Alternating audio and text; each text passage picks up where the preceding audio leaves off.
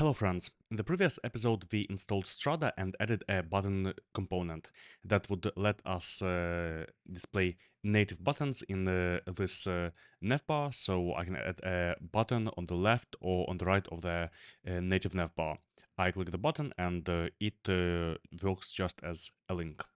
And now we are going to add another Strada component that is a form component. So the form component is going to let us have a submit button on the top right corner of the navbar, as you would have in many native iOS applications.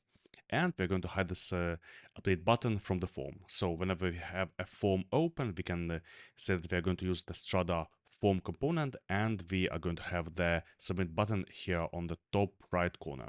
Now we can take this form component from Turbo iOS. We go just to the demo application. Here we have Strada. Here we have a few components, and we're going to use this form component. So I'm going to copy the file name, go to our iOS application, and here inside components, I'm going to create a new empty file that I will name formcomponent.swift. I'm going to copy the contents of this file. I really don't want to dig into this. You can have a look at it later at your own pace, but I'm just going to reuse this component that is given to us. So we have this form component, and now importantly, I need to go to this bridge component plus app, and here I'm going to add the form component.self. So previously, when we opened our request user agent, here we have bridge components just button, and now it should be bridge components button and form. So our iOS application is communicating to the web view that we are going to use one more Strada component. Let me refresh the iOS application. I'm going to restart it now.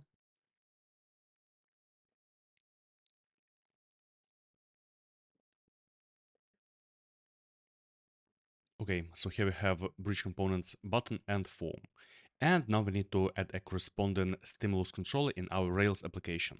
So as here we have this Turbo iOS demo application that runs with this Turbo native demo repository. And from this repository, I'm going to find the form controller. That is a stimulus controller that would go hand by hand with this form component. So I'm going to create this form controller inside our Rails application. Here I'm going to controllers, bridge. Inside I will have form controller.js. I'm just going to copy the contents. So this form controller is going to communicate with this form component in the iOS application. And now we need to apply this form controller to a form in our application. So let's say when we visit the edit user registration path, we are going to display the update button in the top right corner right here.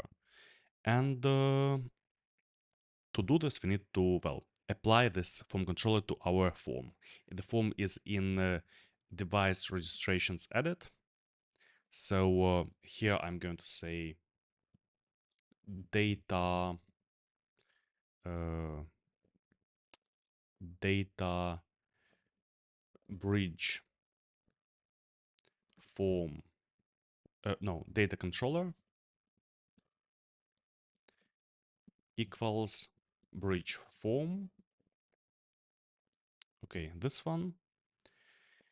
We have this dash dash because the form controller is nested inside the bridge folder. And we also need the submit target. So here we have the submit button. So I will say data bridge form submit bridge form target will be named submit. I think this syntax might work. Let's see if it works. I will restart the iOS application.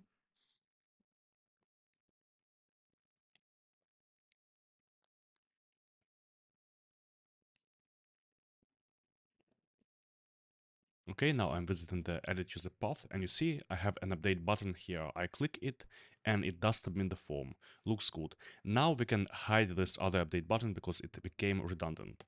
So I'm going to do this with what we did previously with the Turbonative variant. So on Turbonative we are hiding this button. I will say class Turbonative hidden. Okay, let me refresh the page or resubmit it once again. And you see the update button was hidden in the Turbonative view. And if I look at the application in the web view, I still have it just as it was before. So looks good. Now going back, let's have a look at how this form controller is used in the demo application. So we can go to views, and in the views we have we have Strada Form. So we have the form. On the form we say data controller bridge form, just as we do in our Rails application. And it also says data action, turbo submit start, bridge form submit start, and submit end. So it is also utilizing this submit start and submit end. Let's also add this line. I will say data action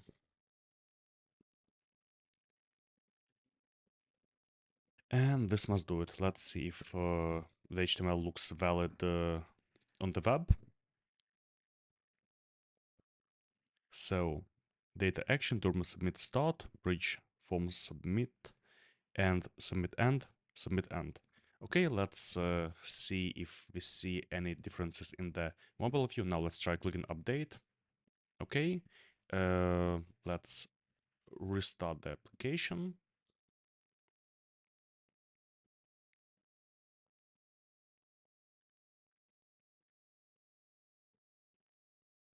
Now I will go back and resubmit, and you see the button is being disabled for a bit more time while the form submission is happening.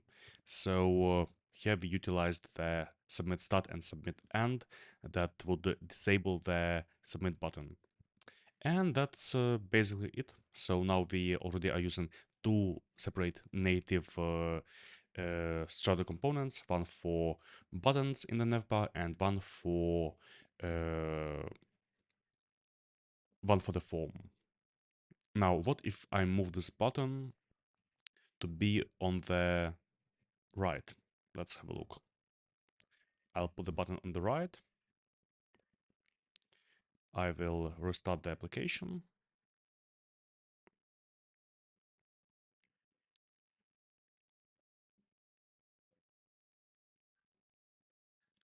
Okay, so now I'm browsing the application, different pages. I see the profile page here. And when I'm on the actual profile page, I don't see the link to the current page, so that's kind of good. I have the update button and it submits the form.